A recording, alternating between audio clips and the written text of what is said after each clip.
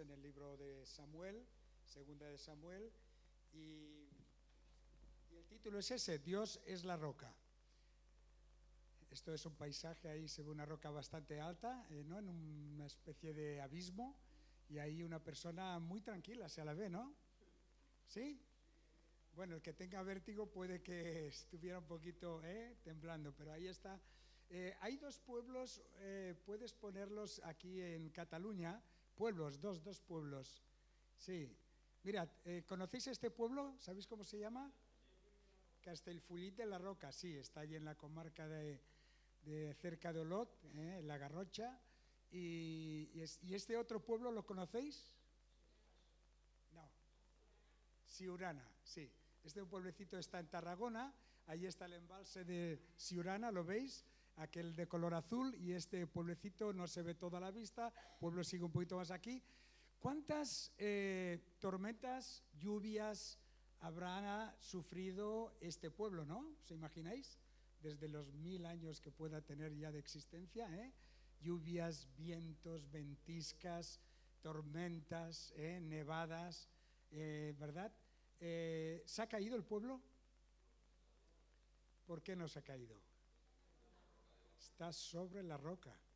Tiene una roca fuerte, dura. Pon el otro pueblo de Castellfollit. Veréis, mira otro pueblo milenario en Cataluña, ¿lo veis? El pueblo se extiende luego hacia la parte de atrás, pero mirad qué roca firme que hay ahí. Una roca fuerte, firme, segura, que de nuevo, pues también con el paso de los años y miles de años, estas rocas han sufrido muchas tormentas y avatares, ¿verdad? Y el pueblo también. Sin embargo, las casas que están ahí, que parecen casas ya viejas de cientos de años, están ahí, se han mantenido firmes. ¿Por qué? Están edificadas sobre la roca, sobre la roca. Muy bien, pues volvemos al tema inicial nuestro de lo que compartimos en esta serie de Dios es la roca. Porque la vida tiene avatares, tiene problemas, tiene adversidades, tiene tormentas, ¿sí o no? O la vida es de color de rosas. No, ¿verdad? Hombre, la vida tiene momentos de color de rosas, pero también tiene momentos muy amargos, muy difíciles, muy complicados, ¿verdad que sí? Muy duros, muy adversos, momentos que no quisiéramos encontrarnos seguramente con ellos. ¿Cómo está la situación política de nuestro país? Movidita, ¿no? Movidita, ¿verdad que sí? Convulsa, la sociedad está inquieta, ¿no? Ansiosa. Estáis viendo algo que no sabemos dónde acabará todo, ¿no? O sea, hay circunstancias en la vida personales, pero también la vida de nuestro país, sociales y mundiales también.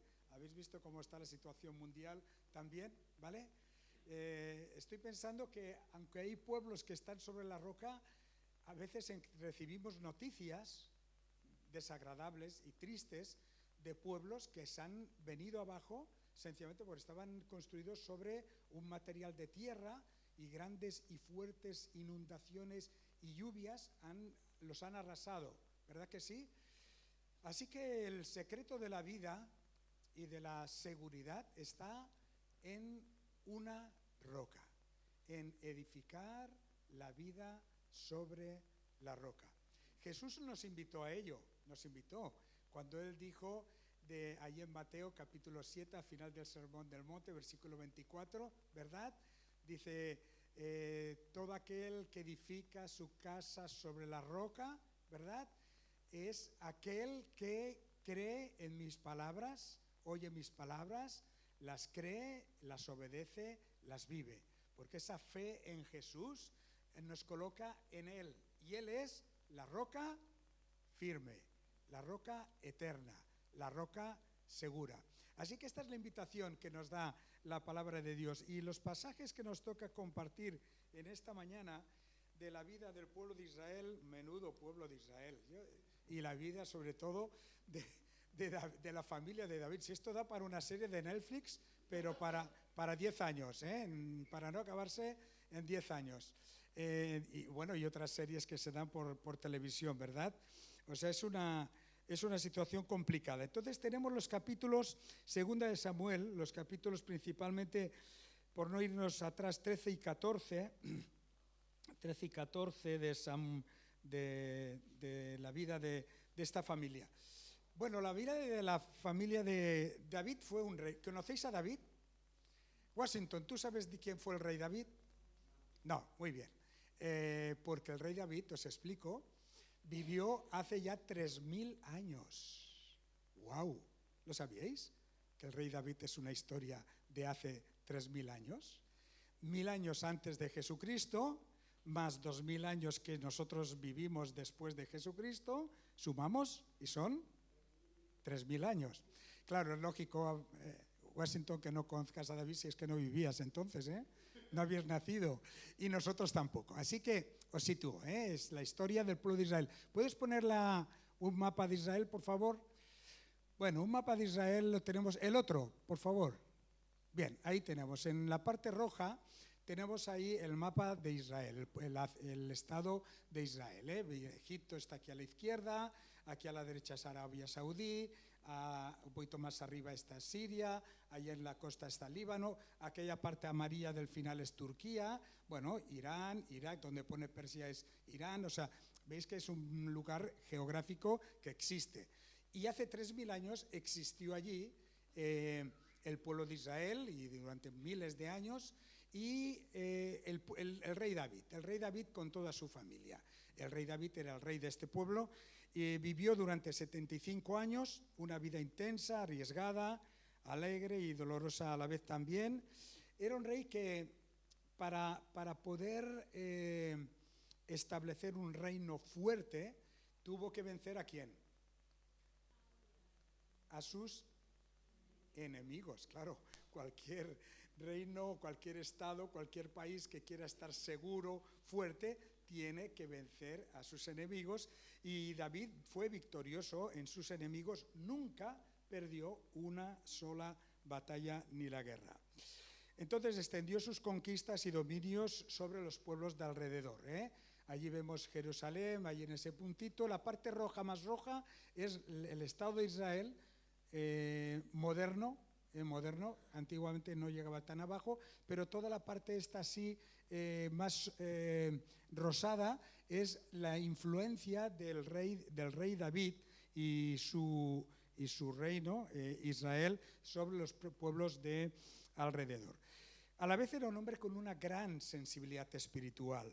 ¿Por qué? Porque era un hombre que creía en Dios, amaba a Dios, se humillaba delante de Dios, sabiendo que Dios es Dios, el eterno, el creador, y nosotros somos sus criaturas, pequeñísimos delante de Él. Era un hombre humilde delante de Dios, un hombre que, ¿verdad?, compuso muchos cánticos, los salmos que tenemos en la Biblia, algunos de ellos son cánticos de Él, cánticos de alabanza a Dios, como nosotros hemos cantado esta mañana, cánticos de fe en Dios también.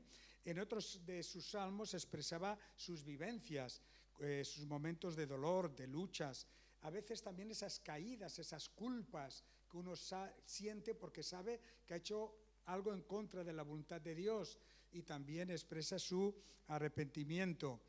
Era a la vez un hombre misericordioso y justo, tenía misericordia con las demás personas, era justo también, y tenía un corazón que era del agrado de Dios. Nos va a chocar algo que voy a decir ahora, porque son temas que corresponden con otra época, hace 3000 años atrás, y también con su condición de rey, porque la gente normal no era así. Él tuvo 8 esposas, David, y 18 hijos. 12 eran hombres, varones, el otro 6 eran mujeres. El mayor era Amón y el menor, la hija, se llamaba Tamar. Y en la Biblia, de esos 18 hijos, se nos habla de 4 de ellos, especialmente del mayor, el primogénito, Amnón, Absalón, Tamar, la hija más pequeña, y Salomón, porque Salomón, ¿quién fue? El sucesor del rey David, por lo tanto, luego ya fue el que construyó el templo en Jerusalén, y fue también el rey más sabio de toda la tierra, ¿vale? Más sabio. Hasta reyes de otros lugares iban a él, a verle, para verle, para conocerle y para oír de lo que él enseñaba, porque era un hombre muy sabio, porque fue una sabiduría que le dio Dios, ¿verdad?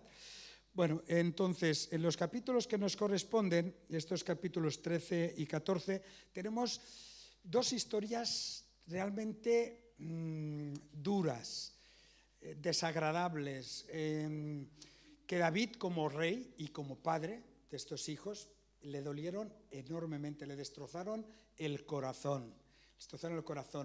Historias que uno dice, pero bueno, si la Biblia es un libro que nos habla de Dios, ¿cómo es que este libro explica estas historias? Bueno, sencillamente porque Dios es un Dios que interviene en la vida de los hombres, de la humanidad, y porque Él lleva sus planes a través de los hombres también. Dios, cuando hace una cosa, la puede hacer de palabra, como hizo la creación, y las cosas existen. Pero Él también ha querido mostrarse, manifestarse, expresarse a través de las personas, especialmente a través de los que creen en Él. Y la historia del rey David es muy importante para la historia de Dios, porque David llegó a ser un rey tan extraordinariamente como Dios quería que fuera, a pesar de todos sus fallos, sus errores. Ya la semana pasada visteis que David cometió un adulterio y también un asesinato. Sin embargo, lo confesó, lo reconoció, se arrepintió y Dios le perdonó y lo restauró. A pesar de sus fallos, fue un rey, ya lo hemos visto, conforme al corazón de Dios. Y ese rey David, y a través de la historia del pueblo de Israel, y a través de la dinastía de David, Salomón y sus hijos que durante 500 años reinaron en Jerusalén, Dios hizo luego una promesa, la promesa de que enviaría al Salvador del mundo, es decir, el Hijo de Dios se haría hombre, viviría entre nosotros y llegaría a ser, por medio de lo que hemos recordado de su muerte, en dando su vida en la cruz por nosotros, por causa de nuestros pecados y para perdón de nuestros pecados, y después de resucitar y subir al cielo, llegaría a ser el Salvador de todas las personas, de todos los que creen en Él. Y no solamente el Salvador, sino también un rey que un día, lo veremos, ocurrirá en la historia humana, será el rey sobre toda la tierra, y un rey que reinará con justicia, con la verdad, con un reino de paz, un reino de verdad, un reino de amor, un reino de igualdad. Será un rey de bendición, un rey maravilloso. Entonces, ese rey maravilloso que es Jesús, el Hijo de Dios, y que un día veremos sobre la tierra reinando, ese rey, antes de él, repito, a través de otros reyes de la historia de Israel, pues estaba allí ya profetizado, anunciado, que un día vendría un rey también mucho mejor que todos, que David y que Salomón y que todos los que le sucedieron después. Entonces Dios, repito, trabaja a través de los hombres. Y David, con sus 8 mujeres, con sus 18 hijos, tuvo circunstancias de su vida bastante difíciles. Y capítulos 13 y 14 nos narra tres cosas realmente tremendas. Nos narra, por un lado, cómo el hermano mayor, Amnón, viola a su hermana menor, Tamar. Luego nos narra cómo el otro hermano, bueno, eran hermanastros, al tener varias mujeres eran hermanastros. Cómo el otro hermano, Absalón, ¿vale?, que no era Amnón, era el primogénito, era el cuarto en la línea. Absalón se coge odio hacia su hermano por haber violado a la hermana Tamar, coge un odio, decide vengarse y un día prepara una fiesta, un banquete, invita a los 18 hijos del rey y cuando está allí coge y manda a sus criados matar a su hermano Amnón, en venganza por haber violado a su hermana Tamar. Entonces, fijaos qué historias más duras, más terribles. Ahora, ¿son ajenas a la realidad de la historia humana? No son nada ajenas a la realidad de la historia humana. En nuestros días, fijaos vosotros toda la relevancia y la sensibilidad que hay hacia todo tema de violaciones, sí o sí, y cómo se están juzgando, castigando, persiguiendo esos casos que se dan de violaciones. Un tema que la mujer ha sufrido a lo largo de toda la historia de la humanidad, consecuencia de la actitud egoísta del hombre superior en fuerza y forzando en estas cosas en contra de la mujer. Así que la historia esta que nos narra aquí de Amón y Tamar es la misma historia. Dice que Amón, este hermano mayor, el primogénito, que tenía que suceder a su padre el rey David, pues se enamoró de su hermana y hizo una estrategia para que fuera, él se hizo el enfermo y dijo, bueno, que venga mi hermana, me prepare una comida, venga allí donde yo vivo y me traiga la comida tal y cual. Y su hermana fue, preparó la comida y hizo en un momento de quedarse solos, cuando se quedó solos, la violó, ¿vale? Entonces, fijaos, la hermana le dijo, porque era posible en aquella época, bueno, ahora ya que me has violado, lo que tienes que hacer es casarte conmigo, porque yo no puedo ser una mujer violada y vivir en deshonra. Entonces tienes que casarte conmigo. Pero dice que él no, él la echó de su casa, ella se tuvo que ir a casa de su hermano Absalón y dice que entonces Amón, fijaos cómo se pasa del amor al odio. Dice que entonces la odió mucho más todavía de que lo que la había amado. Eso pasa cuando el amor no es el amor verdadero, cuando el amor no es el amor ágape, cuando el amor no es un amor que surge de la sinceridad del corazón, del aprecio hacia la persona, del valor de la persona, de querer lo mejor para esa persona, sino cuando simplemente es una pasión y un deseo que lo único que busca es beneficiarse placenteramente de la otra persona. Así que este hecho gravísimo, gravísimo, causó en David una tremenda dolor, una tremenda tristeza. Imaginaos el padre cuando se enteró de lo que había ocurrido en su propia familia. Y entonces se nos dice que David sufrió mucho, ¿no? Dice el capítulo 13, versículo 21, os lo voy a leer. Dice, cuando el rey David se enteró de todas estas cosas, se enojó muchísimo. Pero hay una notita que dice más adelante acerca del rey David, de que, sin embargo, no reprendió a su hijo porque era su hijo primogénito, era el que le tenía que suceder en el trono y no llegó a reprenderle, pero sí que le causó un gran dolor. Pero mira, si una cosa está mal, luego lo que sucedió siguió complicando las cosas de nuevo. Tamar se fue a casa de su hermano Absalón, su hermano la recibió en su casa y Absalón cuando oyó esto dijo, a este hermano mío yo me lo cargo. Esto no se puede quedar así. Sintió un odio profundo hacia él y esperó el momento 2 años para vengarse. Preparó una cena, una comida, allí invitó a todos los hijos del rey, entre ellos también este hijo mayor, y cuando estaban allí y había bebido mucho, dijo a sus criados, cuando ves que ha bebido mucho y está borracho, entonces vais y lo matáis. Y efectivamente hicieron así, cogieron, fueron y lo mataron. Y este hecho es este hecho tremendo, donde lo vemos en el capítulo 13, versículo del 20 al 33, y simplemente os voy a leer un versículo que dice de que, versículo 28, Absalón ordenó a sus siervos diciendo, mirad, cuando el corazón de Amón esté alegre por el vino, y cuando yo os lo diga, herid y matad a Amón, entonces matadle, no temáis. Os lo he mandado yo, así que tened ánimo y sed valientes. Y los siervos de Absalón hicieron a Amón tal como Absalón le había mandado. Vale, entonces fijaos, cuando ocurrió eso, todos los hijos del rey se levantaron y cada uno montándose en su propio caballo, ¿vale? Huyeron despavoridos. Imaginaos que es más terrible. David de nuevo, dice el capítulo más adelante, lloró amargamente. Capítulo 13, versículos 31 al 36. Entonces el rey se levantó, rasgó sus vestidos, se echó en tierra y todos sus siervos estaban a su lado con los vestidos rasgados, ¿verdad? Y luego dice en el versículo 36, y aconteció que apenas los hijos que volvían habían acabado de hablar diciendo lo que había ocurrido. Los hijos del rey llegaron, alzaron también su voz, lloraron, también el rey y todos sus siervos lloraron muy amargamente.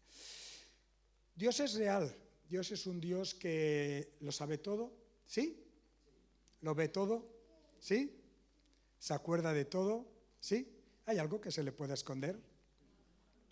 Nada, nada. Queridos amigos, queridos hermanos, Dios nos conoce mucho mejor que nosotros. Bueno, nos conoce perfectamente. No hay nada que se pueda esconder a los ojos de Dios, nada. Y cada uno de nosotros, aunque estamos viendo estos pecados tan graves, gravísimos, que nos repulsan, ¿verdad?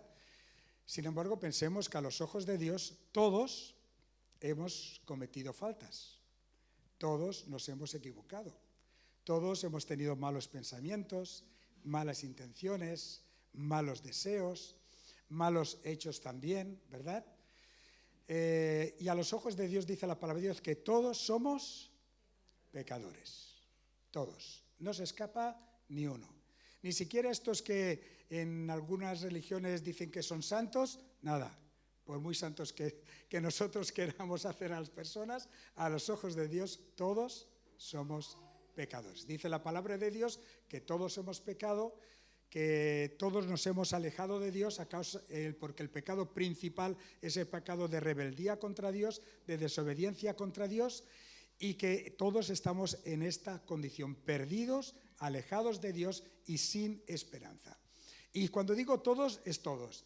Desde que empezamos a tener conciencia del bien y del mal, desde la parte más de la cierta infancia, niñez, adolescencia, hasta las personas más mayores, ¿verdad? ¿Recordáis aquella escena cuando en Israel encontraron a una mujer que había cometido adulterio y la llevaron delante de Jesús y la acusaban? Y decían, Jesús, ¿qué hay que hacer con esta persona? ¿Vosotros qué pensáis que hay que hacer? La ley dice que hay que apedrearla. ¿Y por qué? ¿Por qué ha pecado? Jesús dijo, sí, la ley lo dice.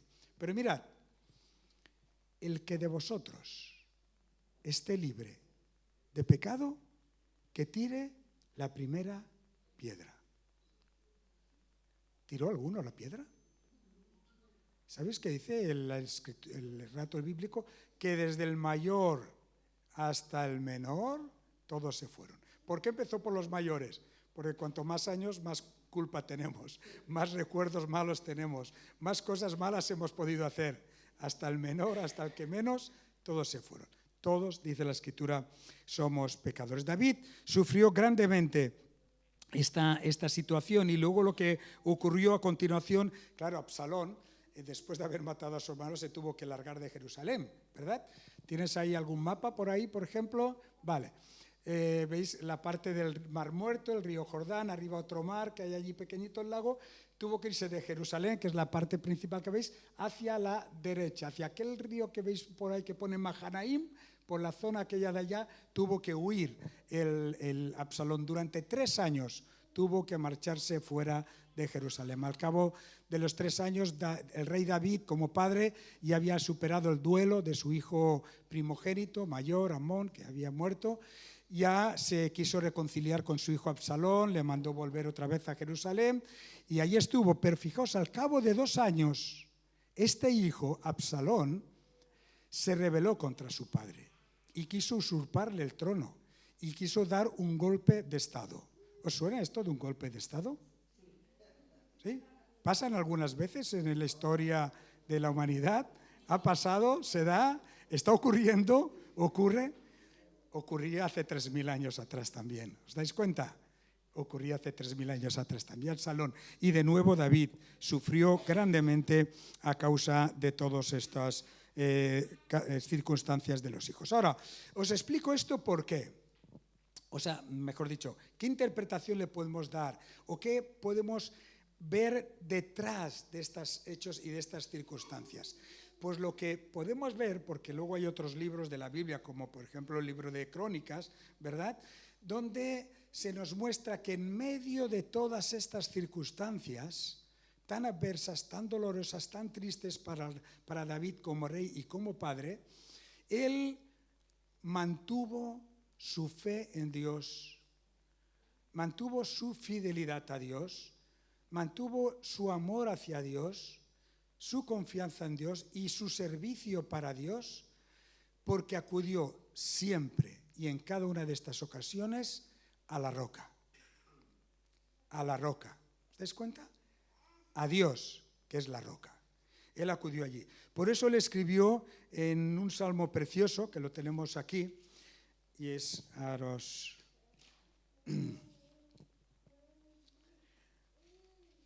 Muy bien, tenemos aquí el Salmo 24.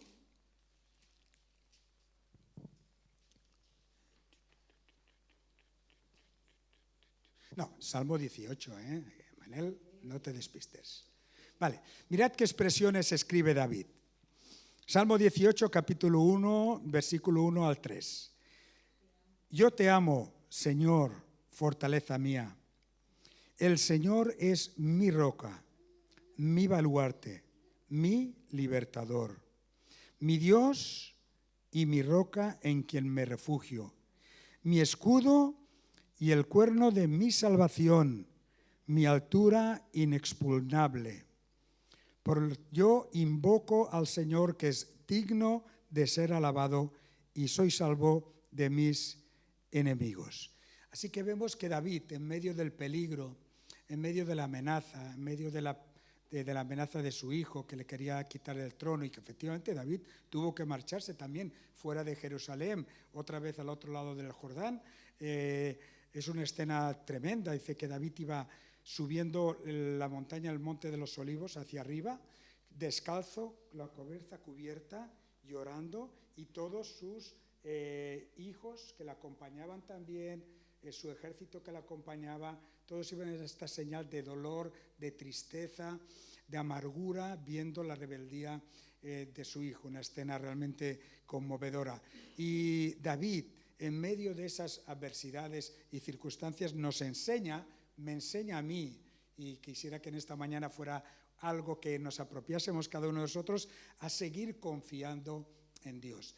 Y le dice esta expresión: yo te amo, Señor, porque eres mi fortaleza. Es verdad que mis hijos me están creando muchos problemas, muchas amarguras, pero yo sé que esta amargura no viene de ti, esta amargura la causan ellos. Yo a ti te sigo amando porque eres mi fortaleza, eres mi roca, yo me apoyo en ti, estoy seguro en ti, ¿verdad? Y dice que también que eres mi libertador. Al final David fue librado de la amenaza de su hijo Absalón también, quien murió finalmente, y David recuperó el trono también. Dios es mi roca, y dice que es también mi refugio, es mi escudo que me protege, ¿verdad? Es el poder de mi salvación. Dios, con su poder, me ha salvado, me ha librado de mis enemigos en todas las guerras que he luchado, pero también me está librando a superar estas circunstancias terribles causadas por mi familia y mis hijos, ¿verdad?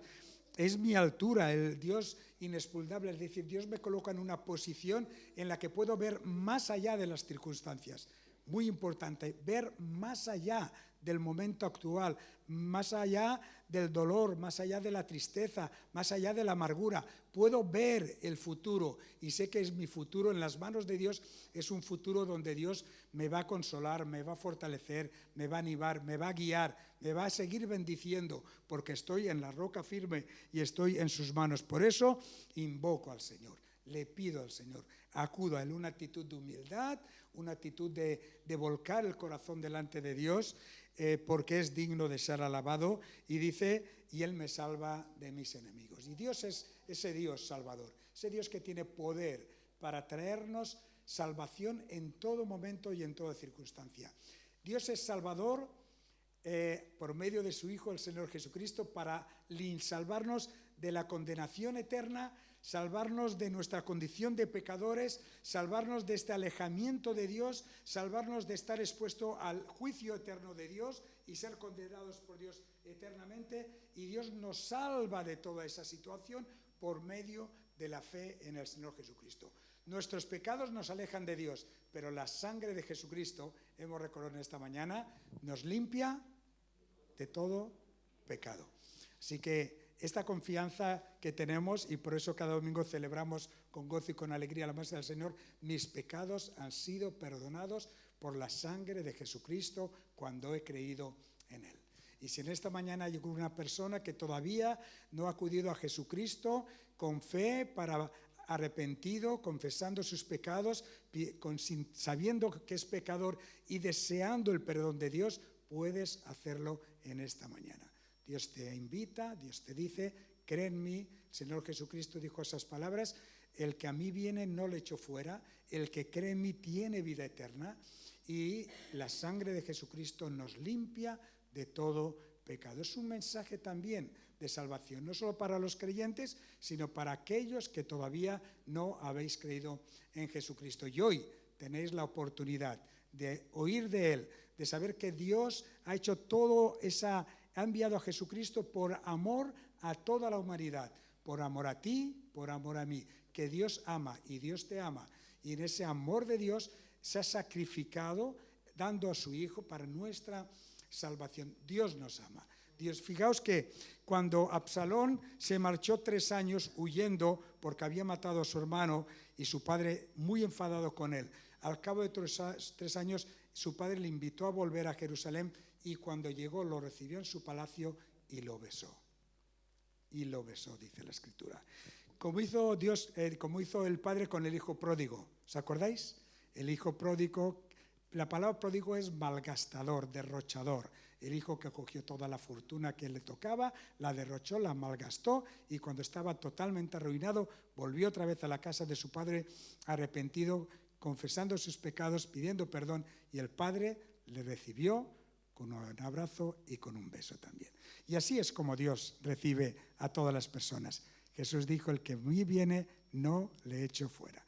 Y hoy seguro Dios te está llamando a que creas en Él, a que pongas tu fe y tu confianza en Él, a que reconozcas que eres pecador como yo, como toda la humanidad, pero que necesitas el perdón de Dios, que deseas esta salvación de Dios y necesitas creer en Jesucristo.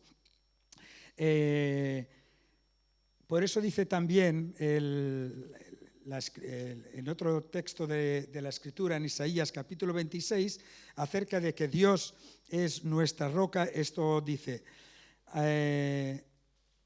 Dios guardará en perfecta paz, capítulo 26, versículos 3 y 4, aquel que confía en Él. Dios guardará, nos dará su paz y nos guardará en su paz a todos los que confían en Él. Por eso dice el versículo 4, y es una invitación para ti, para mí, para todos: confiad en el Señor para siempre, porque en Dios el Señor tenemos una roca eterna. Y quisiera acabar, queridos hermanos y amigos, diciéndoos: ¿cuál es tu roca? ¿Es tu dinero? ¿Es tu trabajo? ¿Es tu familia? ¿Es tu pensión? ¿Es un cantante? ¿Es un actor? ¿Es un político? ¿Es un partido político? ¿Es una idea filosófica? ¿Es una ideología? ¿Cuál es tu roca? Todas las rocas humanas desaparecen, no aguantan el paso de los tiempos, ni arrancan ni aguantan las tormentas. ¿Habéis visto partidos políticos que estaban arriba, para abajo? Y otros desaparecerán, y otros vendrán, y otros irán. Todas las cosas pasan. La única roca eterna, segura, firme, donde edificar nuestra vida es Dios. El rey David nos ha dado testimonio. En medio de circunstancias tan duras, él siempre, su roca fue Dios. En tus circunstancias, querido hermano y hermana, cualquiera que sean, no hay trabajo, no hay salud, nuestros hijos toman caminos equivocados, nos causan dolores, tristezas, adversidades, pérdidas de familiares, necesidades, circunstancias materiales difíciles, escasas. Cualquiera que sea nuestra circunstancia, nuestra roca es Dios. Solo Él es la roca eterna, la roca por los siglos. Por eso es la invitación que nos hace el Señor, ¿verdad? A que confiemos en Él. Él es la roca, yo soy la roca, el que hace mi palabra, ¿verdad? Y la guarda, ese es el que me ama y ese es el que estará seguro en nosotros, ¿verdad? Segunda de Pedro, quiero acabar simplemente con esta lectura. Segunda de Pedro nos invita a poner nuestra confianza en este Jesucristo. Dice Primera de Pedro capítulo 2, estas palabras tan preciosas acerca de Jesús. Dice que Jesús es la roca eterna, la piedra segura y principal de todo el edificio. Y dice que nosotros, viniendo a Él, a Jesús, que es la piedra viva, ¿verdad? Y que es escogida y preciosa para Dios. Es verdad que muchos hombres desechan a Jesús como el Hijo de Dios y como el Salvador y como el Rey de sus vidas, pero los que hemos ido a Él, pero Dios no, para Dios Jesús es precioso, es escogido. De tal manera dice que nos invita a que nosotros vayamos a Jesús para ser edificados en Él. Y dice el versículo 7, que versículo 6, dice, el que cree en Él no será avergonzado. Así que tú quieres vivir una vida de gozo, de seguridad, de paz, de salvación, una vida donde haya una seguridad eterna. La única roca es Jesucristo. Y Él te invita, que vayas a Él, que creas en Él. Amén.